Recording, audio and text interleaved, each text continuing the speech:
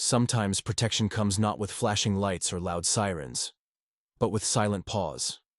Sometimes what saves you doesn't come dressed in armor or wearing a badge. It doesn't knock or announce itself. It doesn't shout. It doesn't even ask for thanks. It just arrives. At the exact moment you need it. And when it does, you never forget the sound it makes. This is the story of a girl who was left alone when she shouldn't have been. Of a street that swallowed noise and echoed fear. And of something that stepped through shadow, not as a ghost, but as a guardian. They called it a stray. Some said it was wild. Others thought it was a ghost from the war. But that night, in that alley, surrounded by danger, it was something else. It was stillness. It was strength. It was a warning wrapped in fur. It didn't come with flashing eyes or bared teeth. It came with presence. With memory. They say dogs can smell fear. But what no one tells you is that some of them can smell cruelty too. And when they do, they don't run. They don't hide. They step forward. And they remind the world that not all angels have wings. Some of them walk on 4 legs. This is not just a tale about a little girl and a dog. It's about something much older, much deeper. A bond forged not by training or ownership, but by purpose. By something passed down from a man who once stood against chaos, to a creature who remembered that duty and carried it into the night. You may not believe in fate. You may not believe in miracles. But you'll believe in this. Because what happened that night didn't just change one girl's life. It changed the street. It changed the silence. It made people remember. And sometimes, remembering is all it takes to turn fear into legend. So now, sit back, watch closely. And when you hear the growl near the end of the alley, don't run. It's not for you. It's for whoever forgot that she is never walking home alone again. 10-year-old Lonnie was walking home from her evening piano lesson. Her fingers still remembered the last notes, soft and shaky from nerves. The recital was in 3 weeks. Her teacher had said she needed to loosen her hands, play like she was dreaming. But Lonnie wasn't dreaming now. The sky above the neighborhood had turned a bruised sort of purple, like it was holding back the night too tightly. Clouds hovered low, heavy with the threat of rain. She usually took the main road home, wide, bright, lined with people closing up shops and stalls. But tonight, she was tired. Her legs ached, her backpack was heavier than usual, and the shortcut through the alley behind the community center felt easier. She shouldn't have taken it. Her mother always said, "Stick to the main road, no matter what." But Lonnie was 10. Tired. Hungry. She turned into the alley. It was darker than she expected. The streetlights hadn't flickered on yet, and the long shadows of the buildings reached across the pavement like arms trying to catch her. Halfway through, she saw them. 3 figures. Teenagers. Leaning against the graffiti-stained wall. Smoke curling around them like fog. One of them had a baseball cap pulled down low. Another wore a leather jacket too big for his frame. The third flicked a lighter open and shut. Open. Shut. Open. Snap. Lonnie slowed. She thought about turning around. Too late. "Hey there," one of them called. Her feet froze. The one with the lighter stepped forward. "Lost?" She didn't answer. Another one laughed. "You shouldn't be walking alone, little rabbit." They started to spread out, circling. Their sneakers echoed soft taps against the pavement. Lonnie clutched her backpack to her chest.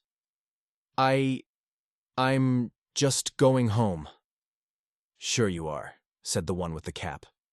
"But maybe leave the bag. Payment for using our street."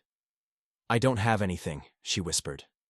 The boy with the jacket stepped closer, reached for her shoulder. And then, a sound. Low. Like gravel grinding beneath something massive. A growl. But not angry. Older than that. like the rumble of thunder before a storm knows it's coming. All four heads turned. At the mouth of the alley, something stood. Black. Massive. Unmoving. A dog. Lonnie had never seen anything like it. It wasn't scruffy like the street dogs that ran near the park. It wasn't sleek like the neighbor's lab. It was something else. A presence. Scars traced one of its ears. A line down its shoulder. Its eyes didn't glow, but they burned.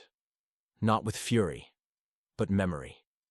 The boy with the cap took a step back. Where the hell did that come from? Lonnie didn't move. The boy with the lighter tried to laugh, but his voice cracked. It's just a mutt. The dog walked forward. Slowly. Each step deliberate. It didn't bark. Didn't growl again. Just stepped between Lonnie and the boys. Then stopped. And stared. The boy with the jacket lifted his hand like he might shoo it. The dog tilted its head and took one more step forward. That was enough. The cap hit the ground first as its owner turned and ran. The other two followed, curses thrown over their shoulders, feet scrambling, and just like that, the alley was empty, except for Lonnie and the dog. She didn't speak, couldn't. Her heart pounded so hard she thought it might be visible through her sweater. The dog turned his head, looked at her. Then he sat. Right there. Like he'd been waiting all along. Rain began to fall. Just a drizzle, barely more than mist. But the street glistened. The dog stood again and took a few steps forward, then looked back. Lonnie hesitated, then followed. He led her through the back alley, across 2 streets, down the sidewalk, past the library, through the iron gate to her yard. She didn't say a word. But when she reached her porch and turned around, he was still there. Waiting. Watching. Her mother opened the door. "Lonnie?" Lonnie turned. "Mom?" Her mother's face went pale when she saw the dog. Her hands trembled. She stepped down the porch, walked toward it, then fell to her knees. "It can't be," she whispered. The dog stepped forward, nuzzled her shoulder, and for the first time in 10 years, she cried without holding back, because she recognized him, not just from photos, but from memories. He'd belonged to someone else, someone who hadn't made it back from the war, someone who had whispered, "If I don't make it home, you will." The dog had kept his promise, not with orders, not with training, but with love. And that night, as he curled up on the porch, eyes closed, rain soft against his fur, Lonnie sat beside him and knew she had never been alone. Not really. And she never would be again. Lonnie didn't sleep that night. Her mother sat beside her in silence, both of them occasionally glancing out the window, where the dog, that dog, lay curled on the porch like a living statue. The rain had stopped, but he hadn't moved. Not even when the wind kicked up, or the neighbor's porch light flicked on and off. "Do you really know him?" Lonnie asked softly. Her mother nodded, slowly. "I think I do." She stood and disappeared into the hallway. A few minutes later, she returned with a box. It was old, the edges worn smooth, the latch rusted but still functional. She set it on the kitchen table and opened it with a breath that seemed held for years. Inside, old photographs, letters, a folded American flag, and a dog tag that matched the one Lonnie had seen earlier. Her mother handed Lonnie a photo. In it, a man in army fatigues knelt beside a dog. The same dog. Younger. Less scarred. But the same burning eyes. "His name was Ghost," her mother said. "He belonged to your father." Lonnie's breath caught. But that was 10 years ago. "I know." Her father had been a K-9 handler, deployed overseas. Ghost was his partner, trained in rescue and protection. They had been inseparable, her mother explained. 1 heart, 2 bodies. There was a mission, she continued. Ambush. Your father didn't make it. Ghost did. Barely. They said he ran off after the funeral. Disappeared. Lonnie stared out the window again. Ghost hadn't disappeared. He had just been finding his way home. The next morning, he was still there. Lonnie opened the door and stepped onto the porch.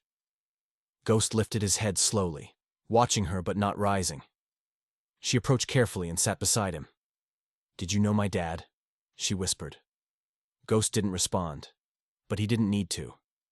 He leaned into her side and rested his heavy head on her lap. From that day forward, Ghost became part of the family. He followed Lonnie to school, waited outside, walked her home, slept beside her door at night. He didn't play like other dogs, didn't bark at squirrels or chase his tail. He watched. He listened. He remembered. Sometimes when Lonnie was alone, she'd talk to him, tell him about her day, her fears, her dreams. She'd ask him about her father, what he was like, what he laughed at, what scared him. Ghost never answered, but his silence was a kind of answer, all its own. It wasn't long before the neighborhood noticed. The boys who had tried to corner her in the alley, they didn't return. Word spread. That alley wasn't safe. For them. Parents began whispering about the black dog with the war-scarred face. "Is he dangerous?" someone asked. "No," said the grocer. "He's a guardian." Then came the day of the accident. Lonnie had stayed after school for rehearsal. On her way home, a car swerved too fast around the corner. Tires screeched, horns blared. Lonnie froze. And then, black fur. A blur of movement. Ghost. He shoved her to the sidewalk, his body taking the brunt of the impact. The world spun. People screamed. And when it settled, Lonnie sat up to see him lying still. They rushed him to the vet. Strangers donated. The community rallied. Kids from her class made cards. Ghost survived. Barely. But it changed something in Lonnie. He had taken pain for her. And she realized he wasn't just her dog. He was her family's legacy. Her father's last promise. That night she asked her mother for a favor. They printed one of the old photos, framed it, hung it above the mantel, a man in uniform, a dog at his side, and beneath it, a single line. "If I don't make it home, you will." Ghost healed slowly, his steps slower, his breaths deeper. But his eyes still burned. And as he aged, Lonnie aged too. But something about her changed. She stood taller, spoke clearer, felt safer. She wasn't afraid of the alley anymore, or the dark, or the silence, because she knew someone had crossed 10 years of wilderness just to keep a promise. And now, she would keep his. Because legends don't always end with death. Sometimes, they end with coming home. By the time summer melted into autumn, Ghost had returned to his quiet sentinel role. He no longer needed to follow Lonnie to school every day. Instead, he waited. By the porch, by the front gate. Always watching. Never sleeping too deeply. But something in Lonnie had shifted. She began asking different questions. Not about the past, but the future. "What do you think he would have wanted me to do, Ghost?" she asked one evening, her notebook open on her knees, untouched homework forgotten. Ghost looked up at her from the floor, eyes gleaming in the light of the lamp. "Something brave?" she whispered. "Or something kind?" The silence was thick with understanding. She started volunteering at the community center, first organizing books in the reading room, then tutoring kids younger than her. She helped a boy with a speech impediment practice reading aloud. She held hands with a girl who cried whenever her father was late. Ghost followed her there sometimes. He never entered the building, but sat just outside the glass doors, head high, tail still. He became a familiar presence. "Is that your dog?" a little boy asked once. Lonnie smiled. "Number he was my dad's." The boy nodded as if that made perfect sense. At night, her dreams became stranger, more vivid. She dreamed of Ghost leading her through forests blanketed in mist, of running alongside a figure she couldn't quite see. A man's voice would call out, sometimes distant, sometimes so close it made her sit up in bed with tears in her eyes. And always, in those dreams, Ghost would look back at her, like he remembered, like he knew. One Sunday, her mother brought home a visitor. An older man in uniform, retired now, with a limp in his step, and eyes that had seen too much. "This is Sergeant Tom Reeds," her mother introduced. "He served with your father." He shook Lonnie's hand gently. "You look just like him," he said. "Same stubborn eyes." They sat for hours, sifting through old stories, some funny, some painful. And when Tom saw Ghost, his voice caught. "I thought he was gone," he said. Ghost walked up to him, slow but steady. Tom knelt, despite his limp, and pressed his forehead to Ghost's. "You made it," he whispered. That night, Tom told her something she'd never heard. "Your father wrote a letter," he said. "Before the last mission. Gave it to me. Told me to hold on to it unless Ghost ever came home." He pulled a folded, yellowed envelope from his coat pocket. Lonnie's name was on it, in handwriting she didn't recognize. Her hands trembled as she opened it. Inside, a short letter. No punctuation. No flourishes. Just her father's words. "If you're reading this, Ghost kept the promise. So now it's your turn. Live with the kind of courage that doesn't need to be loud. The kind that stays." Lonnie held the paper to her chest and cried. She started writing again. First, just poems in her notebook. Then stories about war and healing and dogs that crossed oceans just to come home. Her teacher encouraged her to enter a writing contest. She didn't win, but someone from a local newspaper read it and called. Within a week, her story, "The Dog Who Waited," was published. People sent letters, emails, photos of dogs who had saved lives, who had shown up in moments of despair, who had simply stayed. One message read, "I didn't believe in anything until I read this. But now, I believe in loyalty again." One evening, months later, Lonnie came home to find Ghost struggling to get up. His breath was shallow, his eyes still burning, but softer. She lay beside him on the porch, wrapped herself around him like she had as a child. "I'm here," she whispered. "I'm staying." He didn't move, just pressed his head against her arm, and stayed still, until morning. The vet said it was peaceful, that he went quietly, that he waited. They buried him beneath the tree in the backyard. Her mother carved the stone herself. Ghost, the one who remembered. Lonnie left one thing beside it, her father's letter. Spring came early that year. The flowers bloomed brighter. Birds nested in the tree. Lonnie would sit beside the grave and write, sometimes for hours.